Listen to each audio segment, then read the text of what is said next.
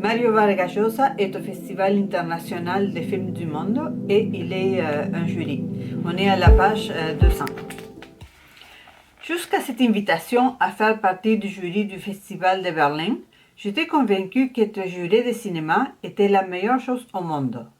Je l'avais été à Cannes, à Saint-Sébastien, à la Semaine du cinéma en couleur à Barcelone, et à chaque fois, j'avais été persuadée que le bonheur n'était qu'une chimère, mais une réalité tangible. Le cinéma m'enchante, au point que je peux parfaitement supporter la projection de 4 ou 5 films par jour, pour mauvais qu'ils soient. Les meilleurs hôtels, les meilleurs fauteuils, des invitations à toutes les conférences de presse, des expositions, des fêtes et l'occasion de contempler entre deux projections les étoiles de l'écran, parfois en monokini ou en naturel, que demander de mieux. Mais à Berlin, j'ai découvert qu'être juré pouvait être aussi une tâche exténuante et aux perspectives éthiques insoupçonnées. Notre présidente était Liv Ullmann, en chair et en os, aussi belle et intelligente que dans les films d'Ingrid Bergman, mais en même temps affligée d'un sens de responsabilité presque monstrueux. Une présidente décidée à ce que le jury à ses ordres atteigne, dans son verdict, rien de moins que la vérité absolue, et convaincue que c'était possible, à condition d'investir dans l'entreprise un effort surhumain d'analyse, de confrontation, d'évaluation et surtout la mémorisation de la totalité des films en compétition. À Saint-Sébastien, avec les jurys, nous discutions surtout de gastronomie. Et ce n'était qu'au dessert, au cours de notre tournée dans les restaurants et gargotes de la ville et de sa région, que nous mettions gentiment d'accord sur les mérites et les démérites des films. À Cannes, le président du jury était Tennessee Williams, qui nous fit valoir d'entrée de jeu que le degré de violence du cinéma contemporain était insupportable et que, qu'en conséquence, il ne verrait aucun film, pas plus qu'il n'assisterait aux réunions du jury qu'il présidait. On le vit rarement, telle une figure mythique qui passait au loin, entourée d'une armada de secrétaires, des chauffeurs et d'un préposé au caniche. 2 réunions nous suffirent à nous se subordonner pour nous entendre et une conversation amicale sur la distribution de récompenses. Mais à Berlin, nous sûmes dès le premier instant que notre présidente incorruptible ne se contenterait pas de nous entendre dire « Je vote pour ce film, pour le Grand Prix, pour un tel comme meilleur metteur en scène, etc. » Chaque film, metteur en scène, acteur, photographe, éclairagiste, scénariste, compositeur, éditeur, ingénieur de son, devait être passé au crible de notre jugement critique. Scruté, soupesé, comparé et confronté aux évaluations et aux qualifications de nos collègues, au cours des séances marathon qui dévoraient tous les moments libres entre chaque film, réduisaient nos déjeuners à un sandwich et nous faisaient nous écrouler de sommeil sur les fauteuils. Pour ne pas rester de court ou bégayer devant les questions de Liv Ullmann, je n'eus d'autre solution que d'assister aux projections en croulant sous les fiches et à les remplir de notes, afin de ne pas oublier mes impressions en face de chaque film. Le résultat fut, naturellement, que les films cessèrent d'être une source de plaisir pour devenir une corvée, une lutte contre le temps, l'obscurité et mes propres émotions esthétiques, rendues confondues par de semblables autopsies. À force de me soucier d'évaluer chaque film, mes critères volèrent en éclats, et je découvris très vite que je ne savais plus discerner avec facilité ce qui me plaisait ou me déplaisait, ni pourquoi. Je me trouvais dans cette situation psychologique lorsqu'arriva à Berlin pour passer une semaine avec moi le second de mes fils, Gonzalo Gabriel. Il allait avoir 16 ans. Il était interne en Angleterre. Il y avait un trimestre que je ne l'avais vu. Le festival de Berlin coïncidait avec quelques jours de vacances scolaires. Aussi l'avais-je invité à venir les passer avec moi. Les organisateurs lui avaient réservé un lit dans ma chambre et m'avaient donné des billets gratuits pour qu'il puisse assister aux séances et aux activités du festival durant son séjour à Berlin. À la différence de son frère et de sa sœur, qui ont la langue bien pendue et beaucoup de tempérament, Gonzalo Gabriel a toujours été extrêmement réservé et songeur. Alors qu'il avait 6 ans, il me décrocha un jour une question difficile. « Papa, Dieu existe ?» J'essayais de sortir de ce mauvais pas en lui expliquant que, pour beaucoup de personnes, il existait, et pour d'autres, non, et que nous étions quelques-uns à nous sentir aussi incapables d'affirmer son existence que de la nier. Il m'écouta avec attention et alla se coucher. Mais quelques jours plus tard, un matin, il me réveilla en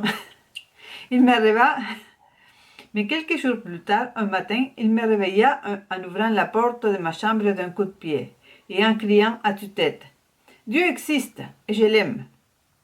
C'est la seule fois où j'entendis élever la voix. Il nous semblait toujours à sa mère et à moi qu'il était dans les nuages.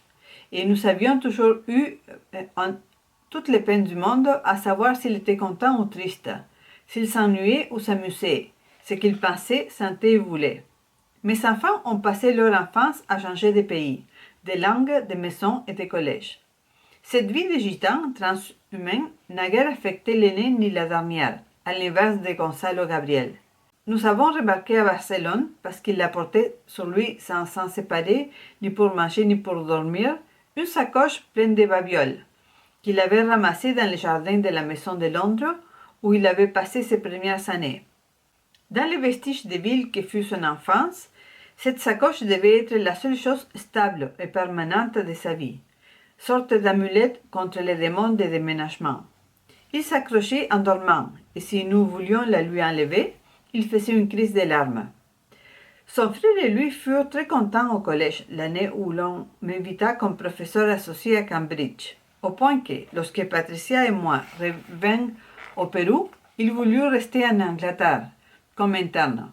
Il en fut ainsi. Ils y étaient depuis 5 ans. Ils passaient leurs vacances à Lima, et nous tâchions d'être au moins un trimestre par an avec eux. J'étais toujours surpris lors de ces retrouvailles des changements opérés. C'était l'aîné, Alvaro, qui connaissait d'ordinaire de brusques transformations. Aussi, l'année précédant ce festival, il nous avait informé de trimestre en trimestre. D'abord qu'il avait des expériences mythiques et qu'il n'écartait pas l'idée de se consacrer à la théologie. Ensuite qu'il avait cessé d'être catholique pour embrasser la religion anglicane et qu'il avait déjà reçu sa confirmation auprès de la Church of England. Et en troisième lieu, que la religion était l'opium du peuple et qu'il était devenu athée. Chez Gonzalo Gabriel, les changements étaient habituellement discrets et souvent imperceptibles, en général de caractère musical ou sportif. Depuis qu'il avait l'âge de raison, je l'ai vu réagir par une sorte d'extase mythique au spectacle et passer une bonne partie de sa vie plongé dans l'imaginaire, de sorte que j'avais pensé qu'il y avait peut-être en lui de la graine d'acteur. Mais jamais Gonzalo Gabriel n'avait semblé se préoccuper le moins du monde de son avenir. Sauf aux dernières vacances, où il avait ramené à Lima un camarade de collège, tous deux étaient pomponnés comme des gravures de mode. Ils nous firent valoir un jour qu'adultes, ils deviendraient probablement comme Pierre Cardin ou Yves Saint Laurent, couturiers. Au vu de quoi, je n'étais sans doute pas préparé à ce qui m'attendait ce matin-là, où, filant comme une anguille entre deux réunions du jury, j'allais à l'aéroport de Berlin dans une limousine mise à ma disposition par le festival et accompagnée d'une aimable berlinoise du plus maternel aspect, accueillir mon fils. « C'est ça, votre fils ?» me demanda mon accompagnatrice. Oui, pour difficile qu'il fût de reconnaître en lui mon fils, c'était bien lui. Il était apparu en fin de queue de passagers en provenance de Londres, et à travers la vitre de séparation, il me fit bonjour. La police va lui interdire l'entrée du territoire, pensai-je. Ils vont l'expulser comme indésirable. Mais on le laissa passer. En 3 mois, il avait grandi de 10 cm, perdu 5 kilos. Il était grand, transformé en une sorte de fakir, avec seulement la peau et les os, et autres nouveautés de son visage. Il abordait un regard fixe et pénétrant d'un homme-enfant qui connaît la vérité profonde des choses. Une immense chevelure lui tombait en désordre sur le visage et balayait ses épaules. Mais plus que l'abondance, ce qui choquait en elle était son aspect inextricable, des ongles jamais foulés par un peigne. De longues mèches finissaient en nœuds et en boucles.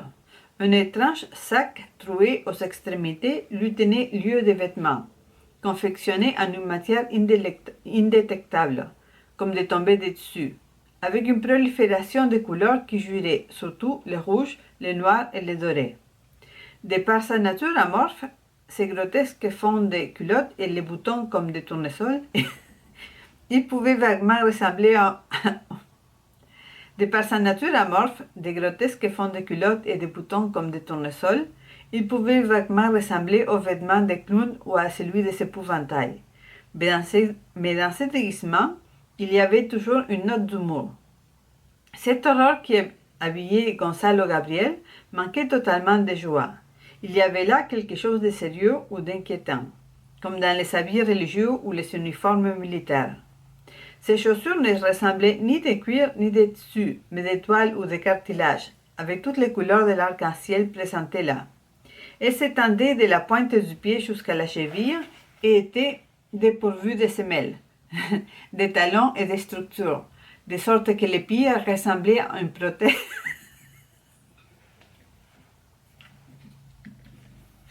De sorte que les pieds ressemblaient à une prothèse mal ficelée.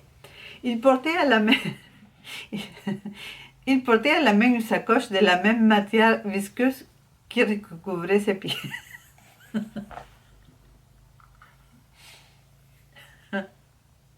Ok. Il portait à la main une sacoche de la même matière visqueuse qui recouvrait ses pieds. Dedans, comme seul bagage, il y avait une Bible. Il me salua avec son laconisme habituel. « Salut !» Il me donna un baiser. Dans la limousine qui roulait en direction de l'hôtel, après lui avoir donné des nouvelles de la famille, je m'enhardis à l'interroger sur ses études. « Bien, dernièrement, je n'ai pas eu beaucoup de temps pour étudier, me dit-il. À quoi avait-il été si occupé? À combattre la vivisection des animaux, principalement, à manifester aux portes des boutiques d'assassins, qui faisaient du trafic de cadavres en brandissant des pancartes de protestation devant ces magasins de fourrure et des chaussures qui exhibaient leurs crimes dans leurs vitrines avec tant de pudeur. De surcroît, ils avaient perdu bien des heures à localiser les parties de chasse qu'on organisait et à entreprendre les campagnes correspondantes qui, m'expliqua-t-il, consistaient à s'interposer entre les fusils des chasseurs et la peau des renards ou des plumes de faisans ou des palombes vers qui étaient dirigées les balles. Et aussi ça leur avait pris du temps d'écrire à l'ambassadeur d'Espagne. À l'ambassadeur d'Espagne à Londres? Oui, il lui avait écrit une lettre par jour pendant ces 3 mois. Je m'enquis de la raison de cette volumineuse correspondance. Le génocide, me rétorqua-t-il, impatient. Il ne se référait pas seulement aux courses de taureaux. Il s'avait établi un catalogue exhaustif de tous les actes de sadisme perpétrés dans les différentes régions d'Espagne, durant les fêtes locales, contre les chevaux, chiens, cochons, oies, ânes, etc. J'imaginais le visage de l'ambassadeur que je connaissais en recevant chaque matin une lettre de mon fils, le réprimandant vertement pour chaque goutte de sang d'animal versée par...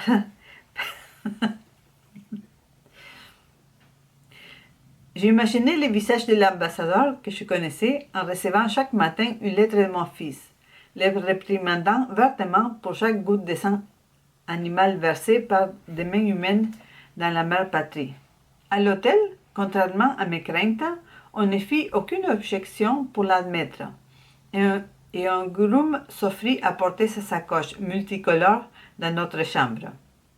Patricia lui avait préparé une valise avec des complets, des cravates et des chemises, ainsi qu'une liste de recommandations afin qu'elle assiste à toutes les séances du festival. Bien peignée, bien sapée, bien chic et tout. J'avais transporté cette valise et ces recommandations à travers des continents et des océans. Et maintenant, dans notre coquette suite de l'hôtel, je me sentais complètement ridicule. Je les lui remis. Il promena un lent regard de mépris sur ses complets, cravates, et il me dit que j'aurais pu m'épargner ces dérangements, parce qu'il ne mettrait jamais plus de vêtements bourgeois. ces principes les lui interdisaient. Me sentant incapable de soutenir une controverse philosophique en cet instant, je n'ai pu que lui opposer une considération d'ordre pragmatique. Peut-être qu'habillé de cette manière, on ne te laissera pas entrer voir le film. Son sourire me fit savoir qu'à cette étape de son existence, il n'y a pas de sacrifice qu'il n'ait pu disposer à affronter au nom de la religion dont il était l'ardent adepte. Quelle religion, au juste? Je n'osais pas le lui demander. Mes devoirs de juré me réclamaient. Je l'avertis que c'était ce soir l'inauguration officielle du festival, avec la projection de tendres passions. Il y avait beaucoup d'artistes et de célébrités et ce serait dommage que pour une question de fruits et de vêtements, on les privât de ce spectacle. À la séance du jury, Liv Ullmann nous accueillit avec une information détaillée sur la façon dont on avait filmé les scènes avec les animaux d'un film japonais, que nous avions vu la veille et que nous devions disséquer maintenant.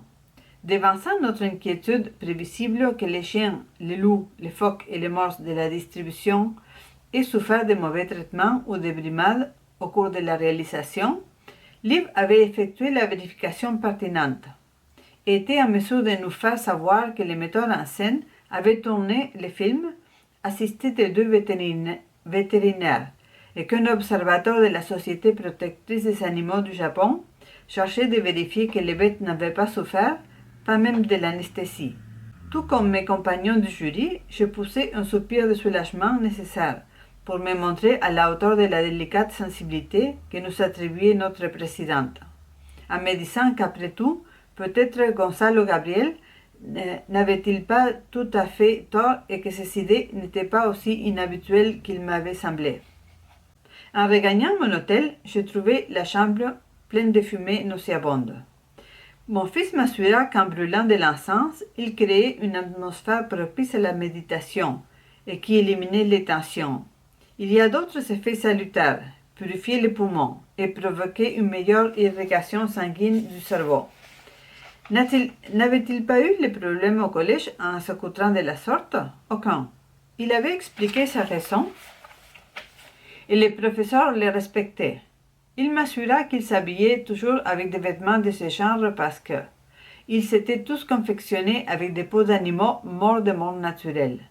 Il m'assura, non sans emphase, qu'il ne portait sur le corps pas une seule effiloche qui fût le produit du sadisme contre les vaches, moutons, agneaux et autres animaux. Quant aux chaussures et chaussettes, elles étaient des souches éthiopiennes. Elles pouvaient donc être chaussées sans inquiétude, parce qu'en dépit des conditions très difficiles dans lesquelles ils vivaient, le peuple éthiopien avait un respect religieux pour les animaux. Ils n'utilisaient pour leurs vêtements que les poils et la peau des quadrupèdes qui mouraient de vieillesse, de maladies ou d'accidents. Le regardant alors fixement dans les yeux, je lui demandai s'il croyait ce qu'il était en train de me dire ou s'il me prenait pour un imbécile. Il affronta mon regard avec la douceur tranquille de ceux qui possèdent la vérité. Il les croyait tel quel.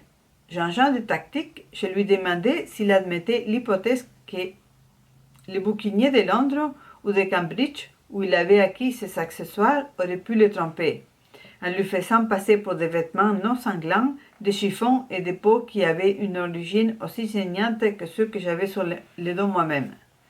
Son petit sourire me coupa court avant d'avoir fini. C'était la première fois que j'entendais ce drôle de mot, un rasman. Pour ne pas paraître devant lui trop ignorant, je ne lui demandai même pas ce que ça signifiait. Je pensais plutôt qu'à mon prochain voyage en Angleterre, je me précipiterais pour voir le visage de ces marchands inspirés. Avec de telles idées, il avait dû devenir donc végétarien. Naturellement, si on est contre le crime, on doit aller jusqu'aux dernières conséquences. Mais une ombre ternit son visage. Quoique, à vrai dire, j'ai eu quelques doutes sur l'alimentation. Peut-être pourrais-tu me conseiller. Y avait-il une bonne chance de les faire revenir sur les biais de la gastronomie au monde des sadiques? Quel espoir! Beaucoup considèrent que manger végétarien n'est pas non plus très bien, m'expliqua-t-il. Et l'espace de quelques secondes, ce que la tignasse révélait de sa figure,